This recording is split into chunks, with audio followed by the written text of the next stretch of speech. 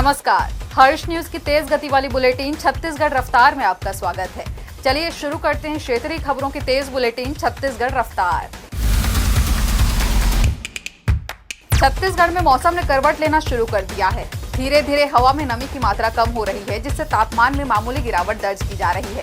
मौसम विभाग का अनुमान है कि अगले 3 दिनों में न्यूनतम तापमान में कोई बदलाव नहीं होगा, लेकिन उसके बाद ठंड का असर धीरे धीरे बढ़ने लगेगा। राज्य के दक्षिणी हिस्सों में आगामी 2 दिनों तक आंशिक बादल छाए रहने की भी संभावना है, जिससे दिन के तापमान में ज्यादा बदलाव नहीं होगा। समर्थन मूल्य पर धान की खरीदी एक दिन बाद 14 नवंबर से शुरू होगी, मगर केंद्रों में धान खरीदी की तैयारी नजर नहीं आ रही है। अभी तक केंद्रों में साफ सफाई और दूसरी व्यवस्थाएं पूरी नहीं की जा सकी हैं। कई केंद्रों में घास उगे हैं, उनकी भी सफाई नहीं कराई जा सकी है। प्रशासन भले ही धान खरीदी की तैयारी का दावा कर रही है, मगर मैदानी स्तर पर कहीं भी तैयारी नजर नहीं आ रही है। हालांकि टोकन तुहर हाथ ऐप से धान बेचने के लिए 4 समिति हरदी, सलखन, बिलौनी और भैंसतरा में 1 किसानों को टोकन कटा लिया गया है।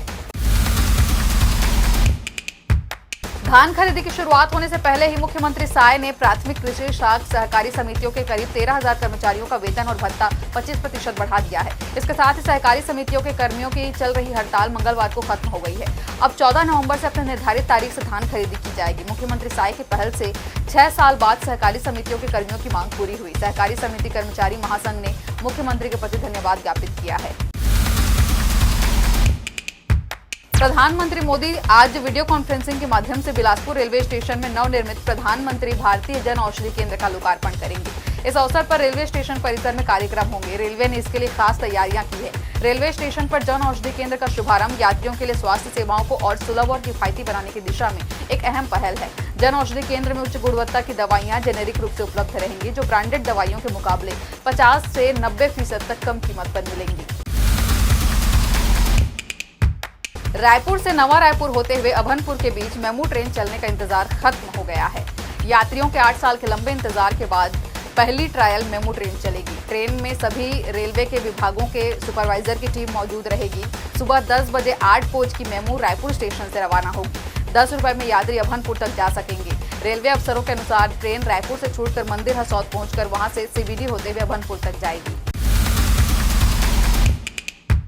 जनजातीय युवाओं को जनजातीय संस्कृति से परिचित कराते हुए उन्हें जागरूक करने और उसमें आत्मविश्वास बढ़ाने के लिए भगवान बिरसा मुंडा की जयंती पर 13 नवंबर को जनजातीय गौरव यात्रा माटी के वीर पद यात्रा का आयोजन किया गया है। कार्यक्रम के मुख्य अतिथि केंद्रीय युवा कार्यक्रम, खेल, श्रम और रोजगार मंत्री डॉक्टर मनसुख मांडविया होंगे, जबकि अध्यक्षता मुख्यमंत्री साय करेंगी। पूरे प्रदेश के साथ जिले में 14 नवंबर से शुरू होने वाली धान खरीदी से पहले बड़ा हादसा हो गया। जगदलपुर से सटी अड़ावाल इलाके में देर रात बारदाने के गोदाम में अचानक भीषण आग लग गई, जिसमें गोदाम में रखा सारा बारदाना जलकर खाक हो गया। जानकारी के मुताबिक बोधघाट थाना क्षेत्र के अंतर्गत स्थित बारदाना गोदाम में आग लगने की सूचना मिलते ही फायर ब्रिगेड की टीम तुरंत मौके पर पहुंची और आग पर काबू पाने के लिए कड़ी मशक्कत की। जन भागीदारी से जल संचय में छत्तीसगढ़ पूरे देश में पहले स्थान पर है। केंद्र सरकार द्वारा शुरू की गई इस पहल पर उल्लेखनीय उपलब्धि के लिए मुख्यमंत्री साय ने जल संसाधन विभाग के अधिकारियों और कर्मचारियों को बधाई और शुभकामनाएं दी हैं। छत्तीसगढ़ राज्य में जल संचय जन भागीदारी पहल के तहत जल संचय के 1,53,533 कार्य पूरे किए जाएंगे और 10,872 कार्य प्रगतिरत हैं। इस कार्यक्रम में क्रियान्वयन में देश के पहले 10 जिलों में छत्तीसगढ़ के 8 जिलों ने अपना स्थान बनाया है। हाई कोर्ट ने आंगनबाड़ी में बच्चों को फल दूध नहीं दिए जाने पर स्वतः संज्ञान लिया है। मामले की जनहित याचिका के रूप में सुनवाई करते हुए चीफ जस्टिस की डिवीजन बेंच ने कोर्ट कमिश्नर से रिपोर्ट से सचिव महिला बाल विकास विभाग के शपथ पत्र का तुलनात्मक मिलान करने को कहा है। मामले की अगली सुनवाई 12 दिसंबर को होगी। दुर्ग जिले के आंगनबाड़ी केंद्रों में बच्चों को फल और दूध नहीं दिए जाने की खबर मीडिया में आई थी, जिस पर हाई कोर्ट ने संज्ञान लिया और इसे जनहित याचिका के रूप में दर्ज कर सुनवाई शुरू की। चीफ जस्टिस रमेश सिन्हा की डीबी ने इसके लिए एडवोकेट अमीरकांत तिवारी, सिद्धार्थ दुबे, आशीष बैग, ईशान वर्मा को कोर्ट कमिश्नर के रूप में नियुक्त किया है। कोर्ट कमिश्नरों ने इन केंद्रों में जाकर रिपोर्ट कोर्ट में पेश की। रायगढ़ जिले के छाल में सर्व आदिवासी समाज द्वारा कई मांगों को लेकर बीते सोमवार को सरकारी दफ्तरों का घेराव किया गया। इस दौरान पूर्व निर्धारित कार्यक्रम के अनुसार जिन मांगों को लेकर आंदोलन की चेतावनी दी गई थी, उनमें से हटकर स्थानीय थाना प्रभारी की कार्यशैली को लेकर भी जमकर विरोध प्रदर्शन किया गया। प्रदर्शन के दौरान एक स्थानीय जनप्रतिनिधि ने पुलिस अधिकारी को आड़े हाथों लेते हुए उनके खिलाफ गंभीर आरोप लगाए। उन्होंने सार्वजनिक तौर पर कहा कि स्थानीय पुलिस अधिकारी की मनमानी पूर्ण कार्यशैली से स्थानीय लोगों में आक्रोश है।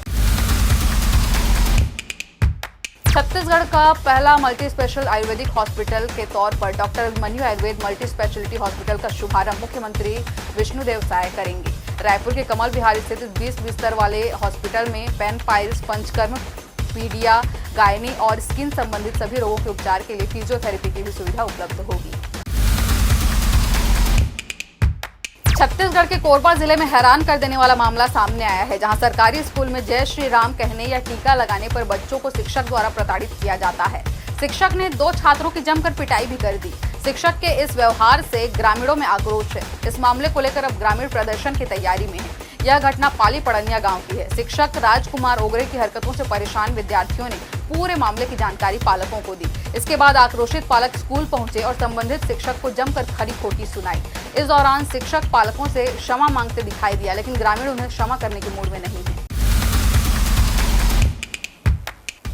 छत्तीसगढ़ रफ्तार की आज की बुलेटिन में फिलहाल इतना ही। अपने आसपास की खबरों से जुड़े रहने के लिए बने रहें हर्ष न्यूज के साथ। नमस्कार।